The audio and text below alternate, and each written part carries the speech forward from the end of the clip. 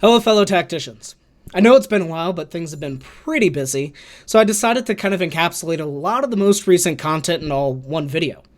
So we're going to kind of do pseudo-champion spotlights or character spotlights for the Winged Prime, Deathleaper, Njal, and we're going to talk about some of the events that have come out recently and also some of the things that you can expect to see, and just kind of giving my thoughts on everything.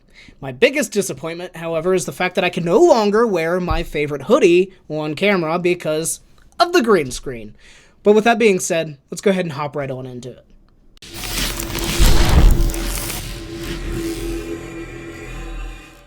So for our first character spotlight, we have the Winged Prime. Now, this character wasn't without spoilers because data mining exists, obviously, but we also had the Screamer Killer Prime be available as well, and these characters work very similar. The character and the Prime, I mean. Now, it is going to be the Tyranids Summoner, and my initial thoughts just before we get into anything is I don't know where I would use him other than maybe some pseudo-synergy with a campaign for Tyranids. And that's because the kit is a little underwhelming when it comes down to doing content, right? And what I mean by that is it's hard to do or use him in raids. Can't use him versus Mortarian because his summons are very melee heavy, and also just there's better options in my personal opinion for Screamer Killer and Gas. But let's go ahead and take a look at him. So he has Synapse, so he's going to be able to nullify some of that instinctive behavior trait for some of the other Tyranids, like we have the Tyrant Guard. And he also has Flying along with Final Vengeance. So nothing really new there. We've seen it a lot. But let's take a look at the abilities, and this is going to be Diamond 2 completely maxed out for the stat lines. We have the main active ability. If the Winged Prime has not moved this turn, summon a Tyranid Warrior and a free Hex within Synapse range. The Tyranid Warrior has a Synapse trait and immediately performs a normal attack, so yay. And the stats are pretty good for this initially. It's very similar to kind of the Grot tank in terms of straight stats and a lot of health, a lot of armor. Now, here's where it kind of gets a little underwhelming. You have physical damage on the melee attack, and you have bio damage on the ranged attack, so that's going to be 1% Pierce ratio and 30% bio damage. Which you might be thinking, fantastic, we have a physical summoner. Wrong. Just because the summons do physical damage does not mean he can be brought in for the physical trait. I've tested him in the Legendary Release event for the physical trait, and it does not work, so a little bit of a disappointment value there. Then we have his passive ability, which is really cool. Whenever the Winged Tyranid Prime or another friendly unit with Synapse performs a normal attack against an enemy and that enemy survives, summon the Hormagon adjacent to the target and it immediately attacks. Cannot have more than 4 summon this way at the same time. So we have his stats coming in with 4,000 health, a lot of physical damage, but physical damage at a 1% Pierce ratio is very underwhelming, and 698 armor, so not terrible. You can expect them to die off, but it's fine because you'll summon more. Now we take a look at some of the Tyranids that have the Synapse ability. Currently, right now, we have the Winged Tyranid Prime, yay, so whenever he attacks. We also have Northrop coming in with Synapse as well. And then we also have no Synapse here on the Deathleaper. So, and of course, there's no Synapse on the Tyrant Guard either, because he has the instinctive behavior as well. So, something else to keep in mind. Now, his base stats, it's a 6 hit on the melee, so that's pretty good. Good synergy there with Eldrion if you're ever able to really bring him in. Pretty tanky, in my personal opinion, so that's nice. It's just the question is, where do you use them, right? And also bio damage, so you're not really getting any pierce, you're not getting any physical, you're not really getting anything else that you're really able to bring to the party. What do you do, right? So let's go ahead and take a quick look at him versus Onslaught, and also versus the raid, so we can take a look at those summons. Alright, before we hop into taking the Tyranids into a guild raid, let's take a look at the second Tyranid that has released with this stream of updates. We have the Deathleaper. Now, we've already talked about the Deathleaper before, and pretty much everything that we saw from the screenshots has made it through, and we're not really expecting any changes from now till then, theoretically. So let's take a look at the actual abilities and the stats, because those are what we really haven't seen covered yet. Now we take a look at the active ability. Everything is the same that we saw from the previous screenshot, but the big thing that I wanted to highlight here is the scaling. So we see an additional 3 times, and this is going to be 1200 to 1500 at max rank direct damage. So a really strong addition to his attack for this turn that he's able to utilize the ability. And it's going to be pretty decent in PvP. You're going to shred through armor. Gravis tanks, you're not really going to matter too much, so fantastic.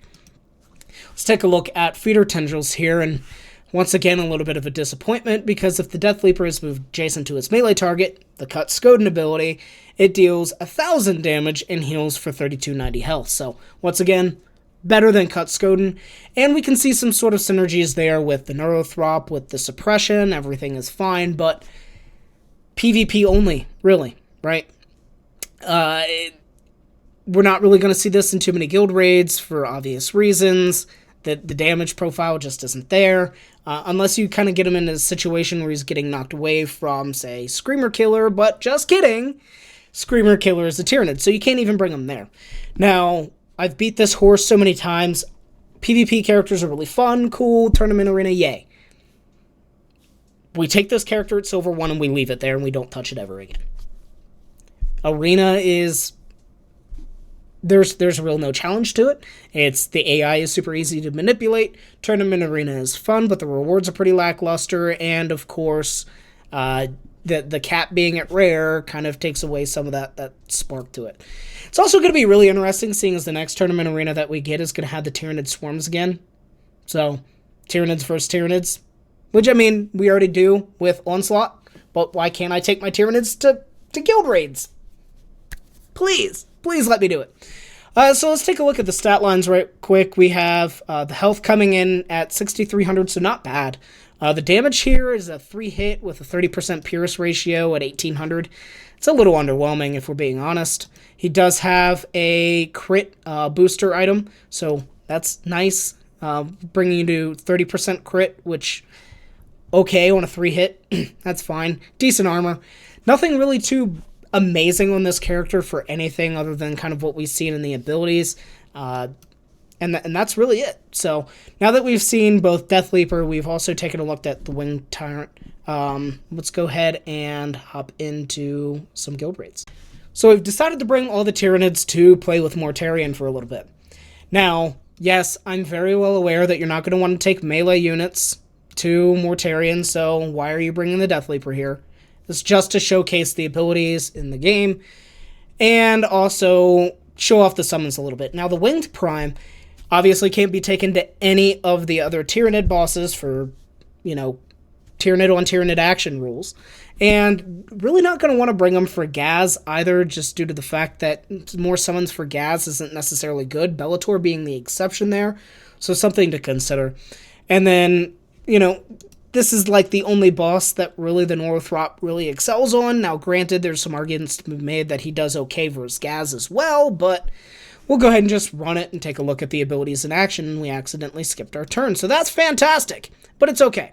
We're going to park everybody here and get everybody into certain positions. We did lose our opportunity for Deep Strike, so that's a little unfortunate, but we'll just go ahead and posture up and do a little bit of damage. So, no elevation here, coming in, buffed by Eldraon's Doom. We'll go ahead and use the attack here and summon one of the Hormagaunts.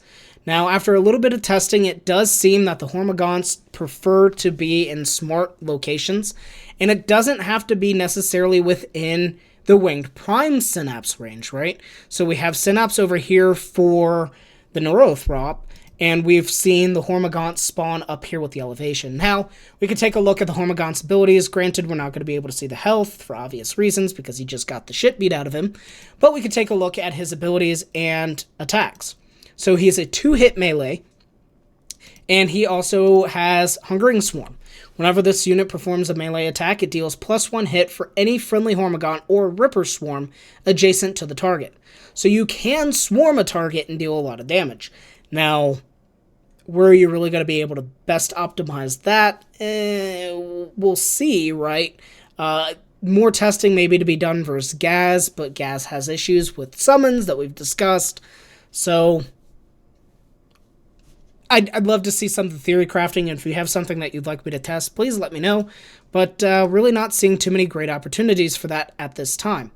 So let's go ahead and summon our warrior here, and we did summon another Hormigaunt here, just due to the fact that he has Synapse as well coming in. So now we're seeing the Tyranid warrior in action. Scything Talons attacks an enemy in melee for 3 times bio damage, and any enemy units adjacent to that target and to the Tyranid warrior take the bio damage. So sweet, and it does double up against summons, so he is a little bit of an anti-summoner there. His stat line's pretty freaking solid that we've seen. Reinforced Hive Node, so we've seen this in any sort of combat that we've done versus Tyranids, those annoying units that every other turn they're really tanky, and he seems to get this initially, so that's pretty sweet. Very similar, once again, to what we've seen with the Prime for the Screamer Killer. Now, I didn't set up Eldron in the best way here, and that's my bad. We'll go ahead and activate this ability here, and it just locks him in place, so not great for me because he's going to get smacked by Lantern, but we'll see what happens with the Lantern and the Deep Strike coming in there. So a lot of damage going out, and we did see that he attacked again, summoned another Hormigaunt. That's awesome. Go ahead and attack here. We'll get some more summons coming out. So we do see a lot of opportunities for the summons here. I don't think bringing him to Mortarion is going to be the best, but we are starting to ramp up that damage here, and it's not looking terrible, right? So the suppression coming out, more suppression, that's all cool, except everybody's just getting shredded. And this is only L1, so you can probably guess that this isn't going to be the greatest combination for you to use, but showcasing some of the abilities here. And also, another thing to note, that we've seen historically characters that can kind of dance around and apply their own hits. It's not going to be the case here for the Deathleaper. So, once again, all the kind of ideal use that you'd want to really be able to get out of the Deathleaper is going to have to be in PvP. So, please, if I didn't cover anything, just taking a look at the abilities and showcasing some of the things, let me know, and I'll go ahead and do viewer request videos per your request. So, we finally have Njal in Game 2, and I do love the kind of design and the animations. He looks a little compacted, like somebody took a pneumatic press and just looks a little awkward there, but otherwise, kind of cool, right? Nothing's changed since we've talked about him last based on the screenshots, but we can take a look at the stat line, right? We do have Terminator armor, which is really nice. He should be very tanky, and we finally have another tanky Psyker, so yay, right? But now, where he still is underwhelming is the fact that bosses aren't impacted by ice, which we're going to take a look at the first ability here, Stormcaller. Target's hex and all adjacent hexes get covered in ice, so you could really flood the map with a lot of ice here on a boss, but where you're really getting the valuation. He does hit really hard, and he shreds through armor when he really has his passive maxed out. But let's take a look at the scaling here. Is the only real big thing that we need to see is 500 to 700 psychic damage 3 times, and that's cool, right? 100% pierce because of psychic damage. A great way to deal with Celestine here for PvP. Why are we getting another PvP character? Ugh. Anyway, his passive, Njal's normal attacks deal 400 damage for each hex surrounding him that is covered in ice, so that's pretty cool. The hex of each enemy that is hit by Njal's normal attacks is covered in ice, so he's able to apply it. Now, it happens retroactively, so his damage does first and then ice, so you don't get the damage amp from that, right? He hits harder in melee than he does in ranged, which is pretty cool. I mean, it makes sense. You know, he's got the staff, he's here to ruin your day, and he's a big, beefy fellow. But other than that, nothing too crazy going on. His health is good, his armor is okay. It's just, I don't understand why bosses can't be subject to ice damage, because all it is 25% additional crit damage, which doesn't break the game in my personal opinion. I understand why you wanted to get rid of razor wire affecting bosses. I understand why you don't fire affecting bosses. I get it. Let ice have its day, right? Really bring in the Space Wolves to a full, real, feels-good moment. Allow them to be raid characters. We need more raid characters, or we need more game modes. You have to pick one or the other, and I feel like that's where we're at right now. It wouldn't be the update video without talking about the giant elephant in the room, the Ultimate Battle Pass. Now, another event that I could talk about is the Azrael event. However, we're already halfway into it, and I don't believe I could do a better job at that kind of content than Nox Tempest can. His video is fantastic for guiding you through that. Please take a look at it, and if you're struggling with Azrael event, or any character quest event in general, Nox Tempest really has the videos for you. But let's take a look at the Ultimate Battle Pass. Now, for me, it's going to be $10 for the normal Battle Pass, and it's going to be $23 for the Ultimate Pass. Now, I can just purchase this right now, and it does reduce the price for the Ultimate Pass, so you're not punished for buying one and then buying the other entirely, right? And the reason I say that is because you are punished in some way, because you have the 10 additional Battle Pass points for each time you claim a Battle Pass mission this season, and I don't believe those are applied retroactively. So, let's take a look at what you get and talk about the valuation and if you believe it's worth it or not. So, we've already discussed in the past that the Premium Battle Pass is worth it, right? The valuation is really there. So we take a look at it, $10, right? $10, you get a rec order, you get 50 Blackstone, you get shards, you get another rec order, so 300, 600 Blackstone, 650 Blackstone. That's worth like another 8 whatever Blackstone, right? We're not going to beat that horse too much. Ultimately, the Premium Battle Pass is the ultimate. So we take a look at the shards that you'll get, some of the different rec orders that you'll get and everything else, and kind of like build that list out. But you don't need the Ultimate Battle Pass to collect on Deathleaper. You'll get that with just the Premium. So yay. Even more, so you'll get shards with the Halloween event going on that we'll talk about a little bit. We also have the shards coming in from some of the different promo codes that you've seen, like Major Leaper, I believe, was one. So there are some codes going out there that you can collect on. But let's take a look. We have 25 shards here so far. We have 3 rec orders coming in for the Ultimate Battle Pass. Now, taking a look at it, for me, personally, it's a $14 value, right? So, are we going to come up on that valuation? So, 3 rec orders already in 25 shards. We're looking at 900 Blackstone, which is close to $10 already. Another 15 shards. Another 20 shards. 25 shards. 25 shards. So a lot of shards here. I don't really give too many shits about cosmetics. They are nice. That one looks actually really cool. 40 shards. Forge badges I really don't give a shit about either, because I don't like the forge system. You have 60,000 coins here coming in, which coins have a pretty decent value. Now, Codexes of War, that's roughly 1,700 Blackstone value right there. We're looking at another 50 shards. So, is it worth it? Technically, yes. The value is there. Now, and not only are you getting the valuation here, but every time you complete a mission for the Battle Pass, you'll get 10 more points, and then that gives you more Tomes of War, more coins. It just accelerates. What I really found good for the Ultimate Battle Pass is that it made these rewards feel very rewarding, or doing these missions feel very rewarding. I'd go through and, doing something like this, it was like, oh, cool, 5 Battle Pass points, whoop-de-doo-da-day. 15 feels a lot better, right? 18 feels a lot better. 22 feels a lot better. So the Ultimate Battle Pass feels really good. Now, I understand everybody's reluctance and wanting to hate it, right? It's more monetization in the game. We want more content. We don't want more content in the form of monetization. And I get that, and I wholeheartedly agree with you. And ultimately, for me, I felt recently that I'm leaning towards going more free to play. And that's just because of, like, where do you draw the line, right? To enjoy the game, you have to spend money at this point. We're being honest, right? For the most part. You have to spend money to really enjoy the game. Like, to get the newest characters, spend money. Yay. That doesn't feel good. And especially since we have no idea how long it'll take for him to come into the store, or into the rec orders or everything else like that. So that feels really jarring. Now, taking a look at Njal and his premium avatar here, one thing that I was a little upset about is I didn't know that the other avatar was going away.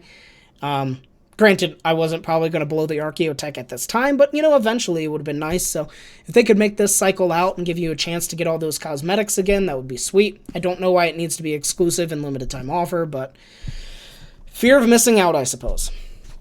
So one thing that's not covered here is there's going to be a one-time buy for 65, and the valuation is there if you're able to buy Njal. I know a lot of people were upset that, he's paywalled. He's not paywalled. He's just endgame content.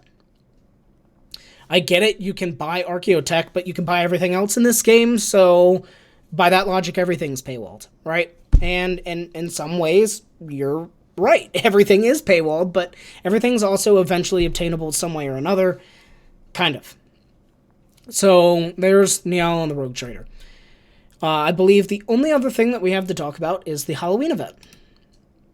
And here we are. Happy Halloween, everybody. So we have days going by with the different offers. We do have that data mined here. I'll pull that up. Let's toss that just right here. We'll put that right there. But let that sit there for a second, and then we'll come back. And we have the days going by. So we have the day 1 offer, and we have the day 7 offer. Both are free. Not terrible. It is just really unfortunate to see monetization for a happy event. I had that same complaint when it came to the anniversary event. And one final thing to talk about is going to be the hero release events. And the reason that I want to talk about this is because I've seen a lot of questions come in for hero release events, and mainly the big one is, how has this guy already got Winged Prime and the event literally came out today? It's energy hoarding and stockpiling, right? So you can do it multiple ways. You can stop spending energy right now, and then just, Blackstone refresh, add refresh, and then just go in with a whole bunch. But that's a lot of energy that you're wasting for your account if you have other needs for energy. And really, it's something that a lot of the big players can get away with doing, because who do they really need to upgrade, right? For example, me, like my top 30 characters or whatever are experience locked right now, so what do I really get out of, spending energy on? Some players, what they'll do is they'll wait till the date of the transition, like right before reset, and they'll buy all their Blackstone refreshes for that day, going to the reset, buy all their Blackstone refreshes for that day, and then they'll be able to go in with a lot of energy stockpile for the Winged Prime. Another thing that a lot of people are doing is they're sitting on the energy rewards from both Battle Pass rewards, and they're waiting to collect on those until we actually have the event go live. But for anybody that doesn't know, and hopefully you do by now, the more energy you spend, the closer you get to the character, which it's not really fun. It doesn't really do anything with the character. I would like to see the quest events kind of be more so like geared toward unlock events, and then kind of from there, right? And sure, toss in monetization. I really don't give a shit. You're going to do it anyway. It's already in the hero release events. Might as well get you experience with the character a little bit. It's very underwhelming. It's very, I don't know. It rewards you for playing the game more, gives you something more to unlock. Fine, happy, yay. Now, there's other min-maxing that you can do for hero release events as well. It's not just energy that you spend in the game, but it's pretty much any content that you do, right? And unfortunately, one of the things that's very annoying about this specific event is that certain game modes will give you more points depending on the difficulty. Now, you can cheese the difficulty out for things like Arena by, going in with 4 characters instead of 5. So you need to actively hamstring yourself to maximize the amount of points that you're able to get, and it feels really bad. Now, take a look at the different missions that you'll be doing and how many points they'll give you for the event as well. Lightning victories, I believe, offer additional points in there as well. So, whatever. Honestly, play the game how you want. You'll get the character if you play enough, I believe. But that is pretty much everything that we've had for this kind of slew of updates. We've had 3 new characters drop. I was about to do this 3. We've had the Halloween event come in. We've had the Azrael event come in. We've had the Ultimate Battle Pass drop. It's a lot happening. But it's not a lot happening, right? And, you know, kind of going back to the previous point that I talked about, why I'm considering going free-to-play is my account is in a very strong spot right now, and I don't really know how much more I'm going to get from, you know, really trying to progress it more. Yeah, a little bit more damage here on Mortarion if I work on the Norothrop. Yeah, a little bit when I get Ahriman, invest in him. Cool, fantastic.